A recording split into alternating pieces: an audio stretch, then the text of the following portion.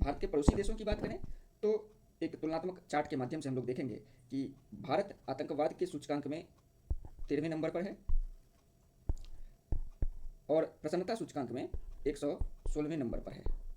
वहीं हम बात करें पाकिस्तान की, तो पाकिस्तान आतंकवाद सूचकांक में प्रथम स्थान पर है, जबकि प्रसन्नता के सूचकांक में 104वें स्थान पर है, जो भारत से कहीं अच्छा रैंक है।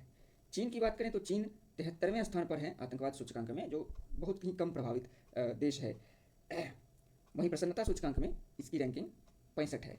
नेपाल आतंकवाद सूचकांक में 45 और प्रसन्नता सूचकांक में 92। बांग्लादेश आतंकवाद सूचकांक में 32 और प्रसन्नता सूचकांक में 127। श्रीलंका आतंकवाद सूचकांक में 33वां और प्रसन्नता सूचकांक में 134वां स्थान पर है। भूटान के लिए डेटा उपलब्ध नहीं है, जबकि अगर हम लोग प्रसन्नता सूचकांक के बारे में बात करें तो भूटान के जो राजा थे उन्होंने ही यह कंसेप्ट दिया था कि किसी भी देश का या समाज का जो विकास है उसे डेटा के आधार पर मापने के बजाय लोगों के खुशहाल जीवन के आधार पर मापा जाना चाहिए।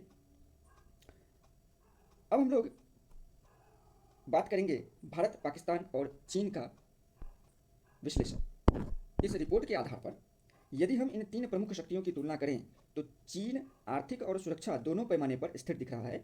भारत सुरक्षा के मोर्चे पर तेजी से सुधर रहा है, लेकिन खुशहाली के सामाजिक पैमानों पर हमें और काम करने की ज़रूरत है। सबसे चौंकाने वाला विरोधाभास पाकिस्तान में दिखता है, जहां एक तरफ वह दुनिया का सबसे अशांत और आतंकवाद प्रभावित देश बन गया है, वहीं दूसरी ओर हैप्पीनेस रैंकिंग में भारत से बेहतर दिखाई गई है। पाकिस्तान की स्थिति का विश्लेषण करना आवश्यक है। आतंकवाद सूचकांक में पाकिस्तान का टॉप पर आना वहाँ की आंतरिक सुरक्षा की विफलता को दर्शाता है। टीटीपी और बीएलए का उदय, जिसे हम लोग तहरीक तालिबान पाकिस्तान टीटीपी और बलूचिस्तान लिबरेशन आर्मी की गतिविधियों में जो भारी वृद्धि है, उस वजह से पाकिस्तान जो है वो टॉप पर आया है।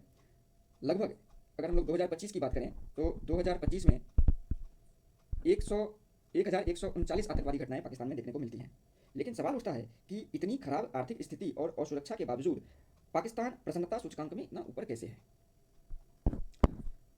पाकिस्तान की खराब आर्थिक स्थिति और उच्च महंगाई के बावजूद भारत से बेहतर खुशहाली रैंक पर अक्सर सवाल उठते हैं। विशेषज्ञों का मानना है कि यह सांस्कृतिक लचीलेपन और सामाजिक नेटवर्क के कारण से हो सकता है। हालांकि बुनियादी सुविधाओं जैसे स्वास्थ्य या स्वतंत्रता में पाकिस्तान की स्थिति चिंताजनक है। तो दोस्तों, ये था हमारा आज का यह दो प्रमुख सूचकांकों का लेखा जोखा। आपको क्या लगता है, भारत अपनी खुशहाली की रैंकिंग को कैसे सुधार कर सकता है, और पाकिस्तान की खुशहाली रैंकिंग में भारत की स्थिति से अच्छी स्थिति में होना क्या यह संदेह उत्पन्न नहीं करता? आप कमेंट में जरूर बताएं। वीडियो पसंद आया हो तो